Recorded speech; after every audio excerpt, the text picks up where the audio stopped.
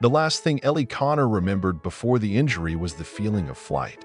The perfect dismount from the beam, her body rotating in the air, the certainty that she was about to make the best landing of her life.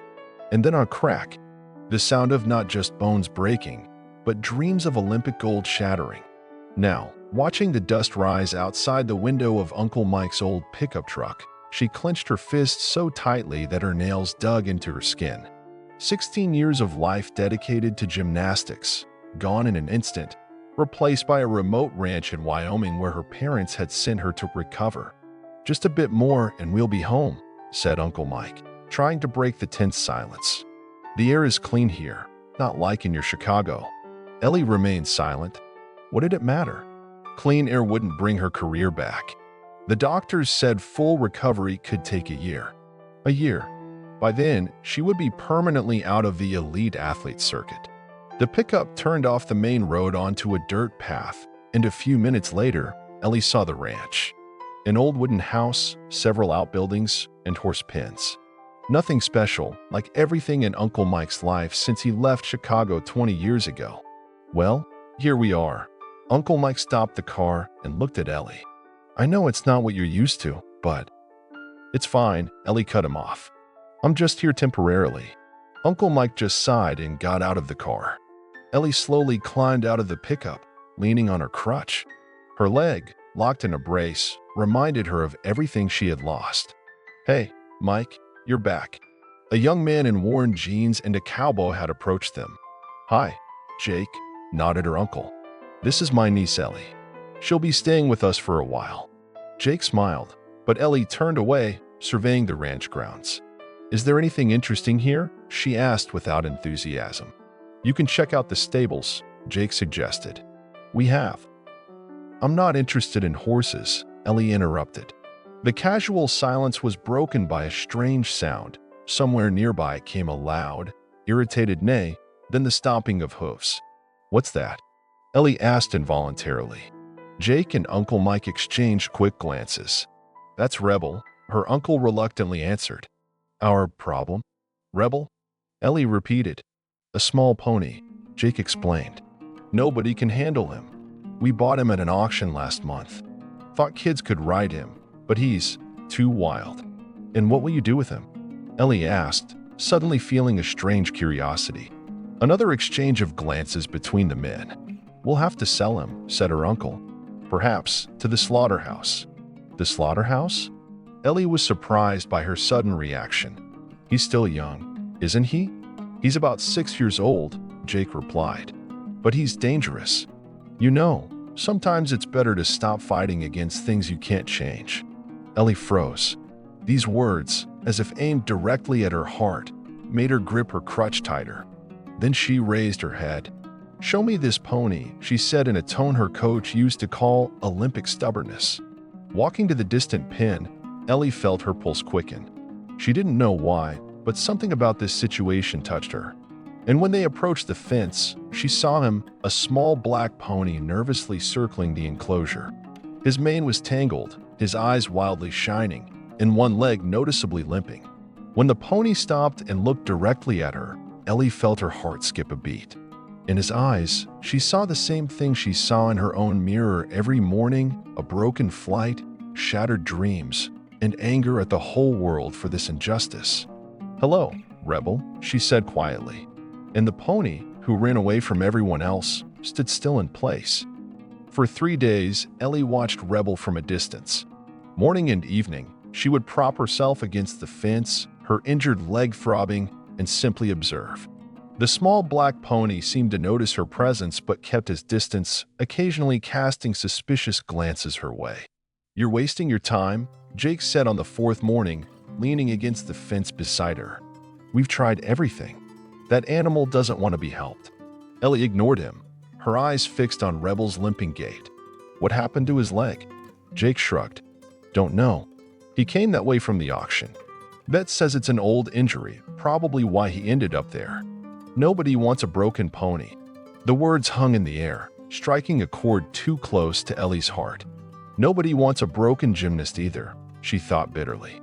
"Uncle Mike really plans to send him to slaughter?" she asked, trying to keep her voice neutral. Got no choice. Rebels taking up space and resources. We run a business here, not an animal sanctuary. Ellie's jaw tightened. When? End of the month. Guy from the processing plant comes through then. 3 weeks. A death sentence for a creature whose only crime was being damaged. Ellie straightened, wincing as pain shot through her leg. I'm going in, she announced. Jake's eyes widened. Into the pen? No way. Your parents would kill Mike if anything happened to you.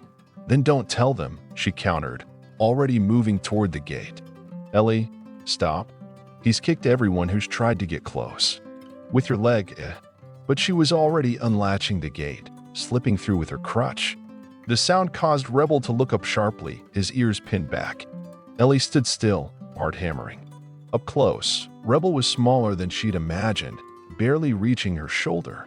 His coat, despite being matted and dull, revealed a deep midnight black. The injured leg was held slightly off the ground, trembling with the weight of old pain. I'm not going to hurt you, she said softly, remaining motionless. Rebel snorted, pawing the ground nervously. He took 2 steps backward, then froze, watching her with wary eyes. Behind the fence, Jake held his breath. Ellie, please. She tuned him out, focusing solely on Rebel. Slowly, she reached into her pocket and extracted half an apple Uncle Mike had given her at breakfast. She extended her palm, the fruit resting on it, and waited. Rebel tossed his head, a low rumble in his throat. For a long minute, neither moved. Then, hesitantly, the pony took 1 step forward, then another. His nostrils flared, catching the sweet scent of the apple.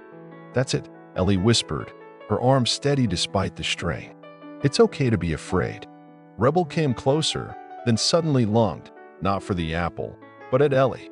He reared up, front hooves pawing the air just inches from her face. Ellie, Jake shouted, already climbing the fence. But Ellie didn't flinch. She stood firm, her eyes locked with Rebel's wild gaze. I get it, she said calmly as he dropped back to all fours. You're testing me, seeing if I'll run like everyone else. Rebel stared at her, nostrils flaring, sides heaving with agitated breaths. I'm not running, she continued. We're both broken, Rebel. Maybe that's why we need each other. She extended the apple again. This time, Rebel approached more cautiously. With lightning speed, he snatched the fruit from her palm, his velvet lips brushing her skin for just a moment before he retreated to a safe distance. The contact, brief as it was, sent an electric current through Ellie. It was the first genuine connection she'd felt since the accident. Jake reached the fence, his face pale. Ellie, please come out now. She nodded, backing slowly toward the gate, never taking her eyes off Rebel. The pony watched her go, still chewing the apple, his gaze inscrutable. That night, Ellie couldn't sleep. The encounter with Rebel had awakened something she thought had died in the hospital: hope. Not for her gymnastics career. That dream was over. But maybe, just maybe, there was a purpose in this exile after all. By morning, she had a plan. Uncle Mike found her at breakfast, dark circles under her eyes but a determined set to her jaw. I want to work with Rebel, she announced without preamble. Her uncle looked up from his coffee. Jake told me about yesterday. That was dangerous, Ellie. I know what I'm doing. Do you? That pony nearly took your head off. But he didn't, she countered. He's not vicious, Uncle Mike. He's scared and in pain. I think I can help him. Mike sighed. Ellie, honey, I know you're going through a rough time, but don't. She cut him off sharply. Don't make this about my injury. This is about Rebel. A long silence stretched between them. Finally, Mike shook his head. You got 2 weeks. If you can't make progress by then, I have to make that call. The ranch can't afford to keep him. 2 weeks, Ellie agreed. And I'll need a few things. Later that morning, armed with a bag of carrots, a soft brush, and the research she'd done overnight, Ellie made her way to Rebel's pen. As she approached, she saw something odd. Rebel was standing at the fence, his ears pricked forward, almost as if he'd been waiting for her. Well, look at that, came a voice. Not Jake's, deeper, unfamiliar. Ellie turned to see a tall man in his 30s, expensive boots, and a crisp white shirt at odds with the dusty surroundings. Martin Reynolds, he introduced himself with a smile that didn't reach his eyes. I own Regal Equestrian Center down the valley. Ellie, she replied cautiously. Mike's niece, yes? He mentioned you. Martin's gaze shifted to Rebel. Interesting little specimen you've got there. Something in his tone made Ellie bristle. He's not a specimen. Martin chuckled. No offense intended. I just appreciate unusual horses. In fact, I'd be willing to take him off Mike's hands. He's not for sale. Everything's for sale at the right price, Martin countered smoothly. And from what I hear, this ranch could use the cash. Before Ellie could respond, Rebel let out a shrill whinny and charged the fence where Martin stood, forcing the man to step back quickly. See that? Martin's smile hardened. Dangerous animal. Should be put down before he hurts someone. Ellie moved between them, her eyes cold. I'll work with him. A girl with a broken leg training a broken pony? Martin laughed. Now that I'd pay to see. As he walked away, Ellie turned back to Rebel, who had calmed the moment Martin left. The pony met her gaze, and for a brief moment, she could have sworn there was understanding in those wild eyes. Don't worry, she whispered, reaching through the fence to offer a carrot. We'll show him what broken things can do. Rebel hesitated, then stepped forward to accept her offering. 2 weeks suddenly felt very short indeed. Dawn broke over the Wyoming mountains as Ellie hobbled toward Rebel's pen, her arms laden with supplies. 2 days had passed since her encounter with Martin Reynolds, and she couldn't shake the unease his visit had left behind. Morning, stubborn, she called softly. Rebel lifted his head, ears pricked forward, a marked improvement from the pinback aggression of before. He limped toward the fence, cautiously accepting the carrot she offered. Ellie spread her findings on the ground: an old gymnastics mat from Uncle Mike's storage, a radio, and a beaten leather halter. Jake had laughed when she outlined her plan, but Uncle Mike had simply nodded, a glimmer of curiosity in his weathered eyes. We're going to try something different today, she told Rebel, unlatching the gate. Unlike before, the pony didn't retreat as she entered. Progress, small but significant. Ellie placed the mat on the ground and lowered herself onto it, wincing as her leg protested. Her physical therapist would have been furious. She hadn't done her prescribed exercises in days. But what those clinical regimens failed to understand was the mental toll of recovery, the soul-crushing monotony of repetitive movements with no joy, no purpose. Watch this, she told Rebel, who stood a cautious distance away. She reached up, stretching her arms in the familiar warm-up pattern ingrained through years of gymnastics. Pain shot through her injured leg, but she pushed through it, focusing on her breathing. Then, carefully, she began the upper body conditioning exercises she could still perform, the twist of her torso, the careful control of her shoulders and neck. Rebel watched, unmoving. Ellie switched on the radio. Soft classical music filled the pen, Tchaikovsky's Swan Lake, the piece she'd been training to before the accident. This, she said to Rebel, is what freedom feels like. She closed her eyes, letting the music wash over her, allowing her upper body to sway with the familiar melody. For precious moments, she wasn't broken.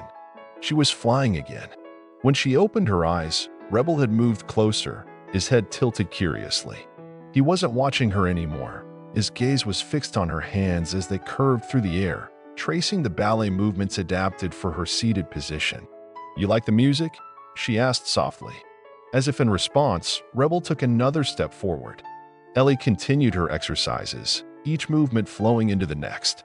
And as she moved, something extraordinary happened. Rebel began to mirror her. When her arm extended left, his head would drift in the same direction. When she leaned back, he shifted his weight in perfect synchronization. Are you dancing with me? She whispered, astonished. Jake's voice broke the spell. Well, I'll be damned. He stood at the fence, mouth agape. He's following you. Ellie nodded, keeping her movement slow. It's the rhythm. Horses respond to it naturally. Where'd you learn that? Research, she said simply. In gymnastics. It's all about timing and trust. Over the next week, Ellie developed a routine. Each morning, she would sit with Rebel, stretching to the music while he watched and gradually mimicked her movements. By the 5th day, she could loop the halter around his neck without him pulling away. By the 7th, he would allow her to brush his tangled mane while they danced. Her own exercises became more challenging as well. The mat became her sanctuary, a place where both she and Rebel could heal on their own terms. Uncle Mike noticed the changes. "Your physical therapist called," he mentioned over dinner one night. "Says you've missed 3 appointments." Ellie tensed. "I'm doing my exercises." "I can see that," he said, surprising her. "Just differently." That night, she overheard Uncle Mike on the phone through her bedroom window. "Making progress, but it's not what you'd expect," he was saying. "No, Sarah, I don't think sending her back right now is the answer. She's found something here." Ellie's throat tightened. Her mother wanted her back in Chicago, back to doctors and clinical rehab centers, and the constant reminder of what she'd lost. The next morning, Ellie arrived at Rebel's pen to find Jake waiting, his expression grim. "What's wrong?" she asked. Martin Reynolds was here again, talking to Mike. Offered $1,000 for Rebel. Ellie's blood ran cold. Uncle Mike wouldn't. He said no, Jake reassured her. "But Mike's behind on the mortgage, Ellie. Bank's been sending notices. $1,000 would help a lot." She swallowed hard. Why does Martin even want him? He has championship horses at his center. Jake shrugged. Who knows? Maybe he sees potential nobody else does. Or maybe, Ellie thought darkly, there was another reason entirely. That afternoon, she pushed herself harder, determined to accelerate Rebel's progress. She'd managed to stand beside him now, her hand resting on his back as they moved to the music. "We need to show them what you can do," she murmured. As the sun began to set, casting long shadows across the pen, Ellie made a decision. Gripping the halter, she pulled herself up onto wobbly legs, balancing with her good leg while the injured one trembled. "Steady," she whispered, inching closer to Rebel's side. The pony stood perfectly still, his eyes locked on hers. Taking a deep breath, Ellie hoisted herself onto his back. For one heart-stopping moment, everything was still. Then Rebel shifted, adjusting to her weight, but remained standing. "Good boy," she breathed, tears springing to her eyes. A slow clapping startled them both. Martin Reynolds leaned against the fence, his smile predatory. "Very impressive," he said. "I've raised my offer to $1,500. Your uncle's considering it." Ellie's grip tightened on Rebel's mane. "He's not for sale." "Everything's for sale," Martin repeated his earlier words. "Including this ranch, if the bank has its way." Rebel snorted, pawing nervously at the ground. "Why do you want him?" Ellie demanded. "You have thoroughbreds worth tens of thousands." Something flickered across Martin's face. "Let's just say I recognize his bloodline. That pony isn't what you think he is." Before she could question him further, Martin turned and walked away, leaving Ellie balancing precariously on Rebel's back, her mind racing with questions. What did he mean by bloodline? And why did she suddenly feel like time was running out for both of them? What did he mean by bloodline? Ellie asked Uncle Mike the next morning, her hands wrapped around a steaming mug of coffee. Her uncle sighed, sliding a yellowed newspaper clipping across the table. "I was going to tell you when I had confirmation." Ellie squinted at the faded photo of a striking black stallion rearing majestically, the headline reading, "Midnight Storm. Champion Miniature takes Triple Crown." "This is from 12 years ago," she said, scanning the article. "And this," Uncle Mike said, passing her another clipping, "is from 7 years ago." The headline made her heart sink. "Champion Bloodline Disappears. Midnight Storm's offspring untraceable after owner's death." "You think Rebel is related to this horse?" Ellie asked, pieces clicking into place.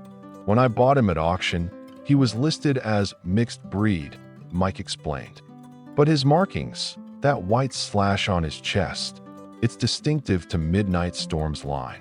Martin recognized it immediately. "That's why he wants him," Ellie whispered. "For breeding. A proven descendant of Midnight Storm would be worth tens of thousands," Mike confirmed. "But there's no paperwork, no DNA test. Just speculation. But you're considering selling him anyway," Ellie said, accusation sharp in her voice. Uncle Mike's weathered face creased with worry. "Ellie, the bank called yesterday.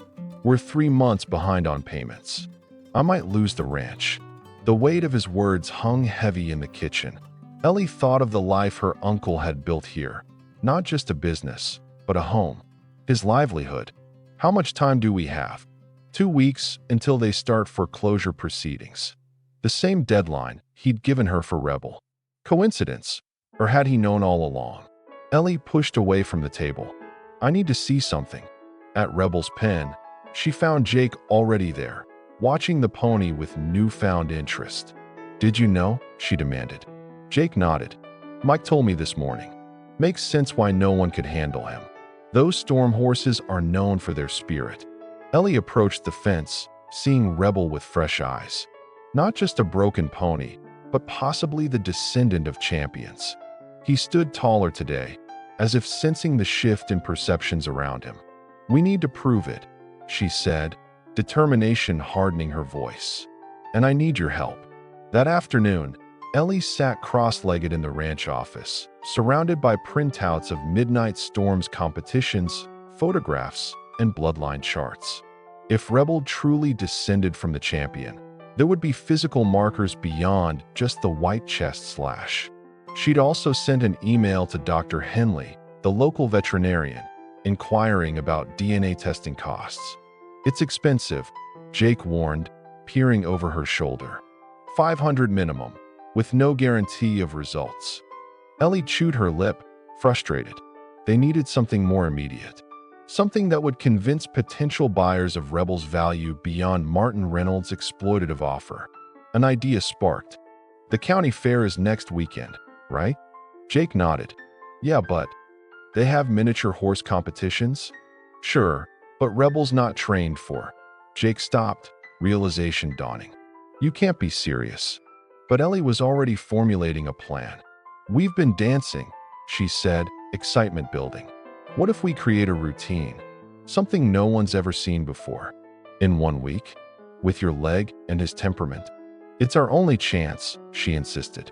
If we can showcase what he can do, what we can do together, we can attract better offers than Martin's.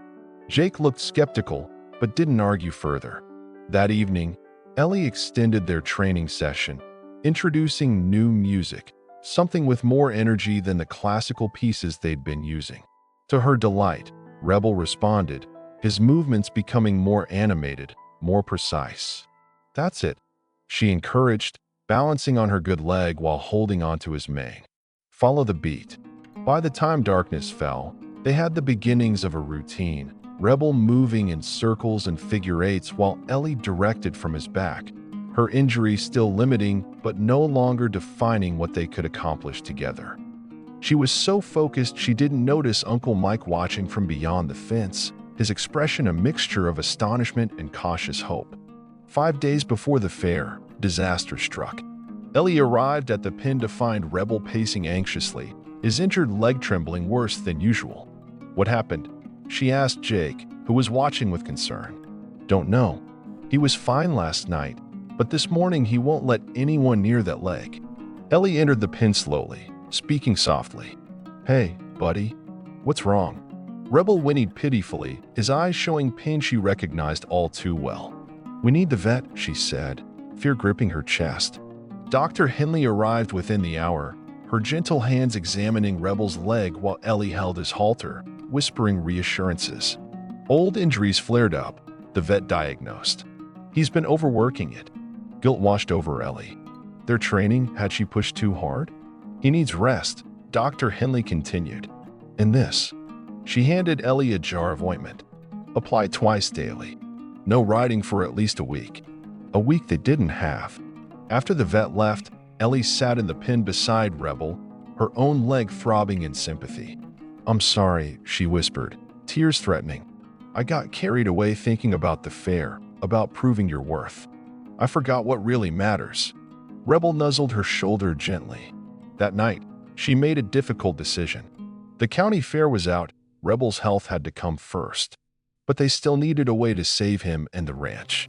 The next morning, Martin Reynolds returned, as if sensing their vulnerability. I heard about the setback, he said, feigning sympathy. My offer still stands. Though given the circumstances, I've reconsidered the amount. $1,200 seems fair now. Less than before. Predatory. He needs time to heal, Ellie said firmly. Not to be pushed into breeding. Martin's false sympathy vanished. You're a child playing with things you don't understand. This ranch is going under, and that animal will end up at the slaughterhouse unless someone intervenes. Not someone like you, she shot back. His eyes narrowed. 1 week, Miss Connor. Then we'll see who's right. As Martin drove away, Ellie realized they needed a new plan, and fast. 3 days before Uncle Mike's deadline, Ellie sat in Rebel's pen, carefully applying the ointment to his injured leg. The pony stood quietly now, trust evident in his relaxed posture. How far they'd come from that first frightened encounter. I've been thinking about us, she told him, her voice soft in the gathering dusk. 2 broken dreamers with something to prove. Rebel nickered softly, nudging her shoulder. I know, she continued, but we don't need a competition to prove our worth. A plan had formed in her mind overnight, not flashy or dramatic, but built on the quiet truth she and Rebel had discovered together. Healing happened in unexpected ways. She pulled herself up, balancing on her good leg. Come on, there's someone we need to see. When Jake saw her leading Rebel out of the pen, he hurried over. What are you doing? He needs rest. We're not going far, she assured him. Just to the house. Uncle Mike was on the porch, sorting through bills with a grim expression. He looked up, surprise crossing his features as Ellie approached with Rebel walking calmly beside her. Ellie, what? I need to show you something, she interrupted. Both of you. She handed Rebel's lead to Jake, then lowered herself to the porch steps, removing her leg brace. Uncle Mike's eyes widened. She hadn't taken it off outside of her bedroom since arriving. The doctors said I'll never compete again, she said, emotions thick in her throat. But that doesn't mean I can't still dance. She nodded to Jake, who pulled out his phone and started the music they'd been practicing with. The gentle notes of a piano filled the twilight air. Ellie stood, wobbly but determined, and signaled Rebel with a hand gesture they developed. To Mike's astonishment, the pony moved forward, positioning himself beside Ellie, offering his strong side for support. Together, they began to move. Not the routine they'd planned for the fair, but something more intimate, more honest. Ellie balanced against Rebel, her injured leg dragging slightly but her upper body flowing with the grace of a lifetime of gymnastics. Rebel moved in perfect synchronization, anticipating her shifts in weight, accommodating her limitations while showcasing his own fluid movements. It wasn't a performance of perfection, it was a demonstration of possibility. When the music ended, Uncle Mike was staring, speechless. Even Jake looked stunned. That's what Rebel gave me, Ellie said, breathing hard from the exertion. Not just physical support, but a reason to try again. Something no doctor or physical therapist could provide. She turned to her uncle, determination hardening her voice. And that's what he could give others. Understanding dawned in Mike's eyes. You're thinking of therapeutic riding. Ellie nodded. There's no program like it within 100 miles. Reynolds wants Rebel for breeding, but his real value isn't in his bloodline, it's in his heart. Starting a therapy program would cost money we don't have, Jake pointed out gently. I thought of that too, Ellie said. She pulled out her phone, showing them the email she'd received that morning. My old gymnastics coach has connections with a foundation that funds adaptive sports programs. They're interested in our story. Mike took the phone, scanning the message with disbelief. They're offering a startup grant? Enough to cover the mortgage payments while we get established, Ellie confirmed. All they need is proof that Rebel is suitable for the work. And that, came a new voice, is where I can help. They turned to see Dr. Henley walking up the drive, her veterinary bag in hand. I received your email, she told Ellie, about Rebel's lineage. I did some digging through my old records. She pulled out a folder. I treated Midnight Storm once, years ago. I still had his DNA profile on file. It wasn't official testing, but I compared the markers with the sample I took from Rebel during my last visit. And Ellie's heart pounded. It's a match. Not conclusive enough for registration papers, but enough to prove his connection to the bloodline. A weight lifted from Ellie's shoulders. Proof, not just of Rebel's value, but of her instincts about him. The next morning, Martin Reynolds arrived with a contract in hand and a smug smile on his face. The smile faltered when he saw the small gathering on the porch. Ellie, Uncle Mike, Jake, Dr. Henley, and a woman in a business suit he didn't recognize. "What's this?" he demanded. "Ms. Keller is from the Adaptive Sports Foundation," Uncle Mike explained. "We're finalizing details for their grant." Martin's eyes narrowed. "Grant? For what?" "Western Wyoming's first equine therapy program," Ellie said, unable to keep the pride from her voice. "And Rebel will be our star therapy horse." "That's absurd," Martin scoffed. "That animal is barely trainable." "Actually," Dr. Henley interjected, "studies show horses from the Storm bloodline have exceptional emotional intelligence and responsiveness, perfect qualities for therapy work." Martin's face darkened as he realized his plans were unraveling. "I can offer more than any grant. Name your price." "Rebel's not for sale," Uncle Mike said firmly. "Not to you, not to anyone." After Martin stormed off, Miss Keller turned to Ellie with an approving smile. "That was impressive. The foundation was right about your potential. It's Rebel who deserves the credit," Ellie said, watching as the pony grazed peacefully in the morning sunshine, his injured leg noticeably stronger. 2 months later, Ellie stood in the newly renovated indoor arena, watching as a little girl with cerebral palsy giggled with delight atop Rebel. The pony moved with gentle precision, responding to the subtle guidance of Ellie's hand signals. The therapy program had drawn families from 3 counties, with a waiting list growing weekly. The mortgage payments were current, and Uncle Mike had even hired an assistant instructor. After the session, Ellie took Rebel to their special spot by the creek. Her leg brace was gone now, replaced by a simple supportive wrap. The doctors in Chicago were amazed by her progress. Physical therapy complemented by daily work with Rebel had accelerated her healing beyond expectations. "We did it, buddy," she whispered, stroking his neck. Her phone buzzed with a text from her mother. "Flight arrives at 3. Can't wait to see this miracle horse of yours." Ellie smiled. Her parents had been skeptical at first, but the videos she'd sent of her work with Rebel had convinced them to visit. Tomorrow, she'd show them exactly what 2 broken dreamers could accomplish together. Rebel nudged her shoulder, as if sensing her thoughts. Ellie laughed, wrapping her arms around his neck. "I know," she said softly. "Not broken, just dancing to a different rhythm."